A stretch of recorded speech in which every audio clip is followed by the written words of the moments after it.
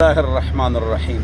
محرم الحرام پاک حضرت عمر رضی اللہ عنہ وعلی الناطق بالصدق والصواب الذي كان رأيه موافقا بالوحی والکتاب عمر بن الخطاب، تو ان کی شہادت کا دن محرم کے حوالے بھی ہیں بہت زیادہ، لیکن ذی الحجہ کے بھی حوالے ہیں کہ ذی الحجہ میں حضرت کی شہادت ہے، اس کے بہت سارے حوالے ہیں، اور محرم کے بھی حوالے ہیں کہ محرم میں شہادت ہے، لیکن وہ حوالے ذرا زیادہ ہیں۔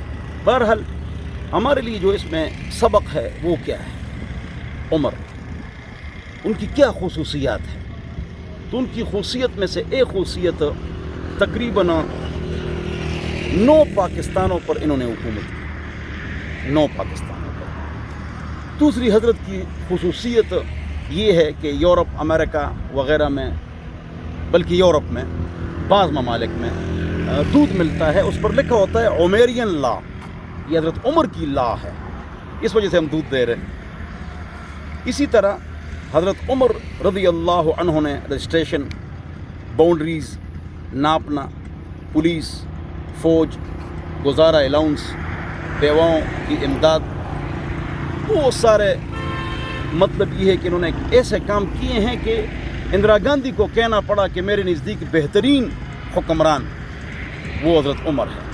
ہمارے وزیر اعظم صاحب نے فرمایا بار بار کہ عمر میرے آئیڈیل اور سٹار ہیں، تو کمال اتاترک نہیں ہونا چاہیے، عمر ہونا چاہیے رضی اللہ عنہ۔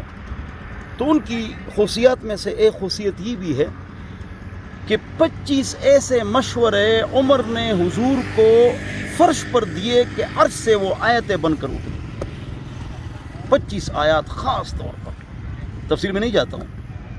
اور عمر کے ساتھ جو حضرت علی کی محبت تھی، حیدر کرار، علی نامدار، حیدر کرار نامدار، عزت دار، علمدار، اہل بیت کے سردار، ہمارے سروں کے تاج، آنکھوں کا سرما، ان کے قدموں کی خاک، ان کی آپس میں اتنی محبت تھی کہ حضرت علی نے 2 بچوں کا نام عمر رکھا تھا، عمر اصغر، عمر اکبر، حسن، حسین، علی، امام جعفر صادق، امام باقر، امام موسیٰ کاظم رحمہم اللہ، ان سب کے بچوں کا نام کسی کا ابوبکر ہے، کسی کا عمر ہے۔ کربلا کے اندر 4 عمر موجود ہیں، تو اہل بیت کے بچوں کے نام عمر کیوں ہیں؟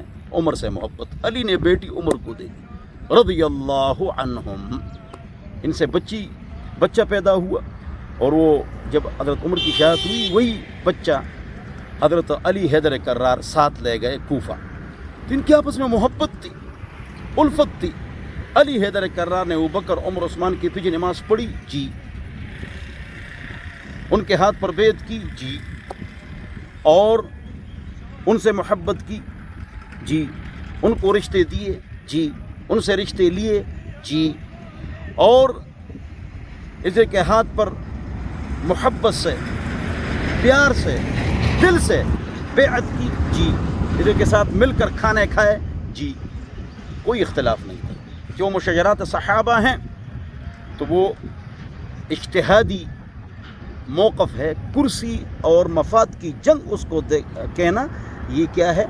یہ گمراہی ہے۔ اور صحابہ کے بارے میں اہل سنت کا عقیدہ یہ، تمام اہل سنت کا، کہ الصحابۃ کلہم عدول، تمام صحابہ عادل ہیں، وہ معیار حق ہیں، جو معیار حق ان کو نہیں مانتے وہ گمراہ ہیں۔ اور صحابہ کے بارے میں لا نذکرہم الا بخیر، ملا علی قاری الحنفی المحدث شارح مشکات، کہ ان کا تذکرہ ہم خیر کے ساتھ کریں گے، بس بات ختم ہوگی۔ تو یہ صحابت ہے۔ حضرت عمر رضی اللہ عنہ نے بخاری شریف جلد نمبر 2 صفحہ نمبر 1009 پر فرمایا، رجم النبی صلی اللہ علیہ وسلم ورجمنا بعدہ، ہم نے بھی رجم کیا، اس لیے کہ حضور اکرم صلی اللہ علیہ وسلم نے رجم کیا تو اس کے بعد ہم نے بھی رجم کیا۔ یہ جملہ میں نے اس لیے کہا کہ عمر نے فرمایا کہ میرا دل چاہتا ہے کہ قرآن میں سورہ نور میں لکھ لوں یہ رجم النبی صلی اللہ علیہ وسلم ورجمنا بعدہ، لیکن لوگ کہیں گے کہ عمر نے قرآن میں کمی بیشی کی، لہذا میں نہیں لکھ رہا ہوں۔ اس حوالے کا مقصد کیا ہے؟ قرآن پاک ہے، صاف ہے، پورا ہے، مکمل ہے، اس میں کوئی کمی بیشی نہیں۔ اور یہ جو قرآن ہے 6000 کم و بیش آیات ہیں، اس سب پر ایمان لانا فرض ہے، اور ایک آیت یا ایک نقطے کا انکار لے صاحبی یہ بھی کفر ہے، اس قال صاحبی تو کفر ہے۔ بہرحال تو حضرت عمر بہت اونچے انسان تھے، آئیڈیل تھے، سٹار تھے، کافروں نے، ایتھیسٹ لوگوں نے، سیکولر حکمرانوں نے، ہندوؤں نے ان کی تعریف کی، تو ہم کیوں مذمت کریں؟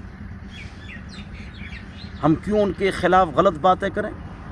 کہ اہل بیت کے ساتھ ان کی نہیں لگتی تھی، محبت تھی، الفت تھی۔ حسن حسین نے کہا، ضعیف ترین روایت ہے، لیکن یہ موقع ہے کہ لوگوں کو قائل کیا جائے کہ یہ ہمارے ملازم ہیں، نوکر ہیں۔ حضرت عمر خطبہ دے رہے تھے، عمر نے فرمایا یہ لکھ کے دے دو، یہ لکھ کے دے دو کہ میں آپ کا نوکر ہوں، کہ اہل بیت کی نوکری کی وجہ سے اللہ تعالیٰ مجھے جنت دے گا۔ ان کی تو آپس میں بڑی محبت تھی۔ اللہ تعالیٰ ہم سب کو عمر کی سیرت پر چلنے کی توفیق نصیب فرمائے، اور ان کے نقش قدم پر چلنے کی توفیق نصیب فرمائے، اور ہمارے حکمرانوں کو اور موجودہ حکمران کو اس کی ترتیب پر چلنے کی توفیق نصیب فرمائے۔ وآخر دعوانا الحمد للہ رب العالمین، وصلی اللہ علی النبی الکریم۔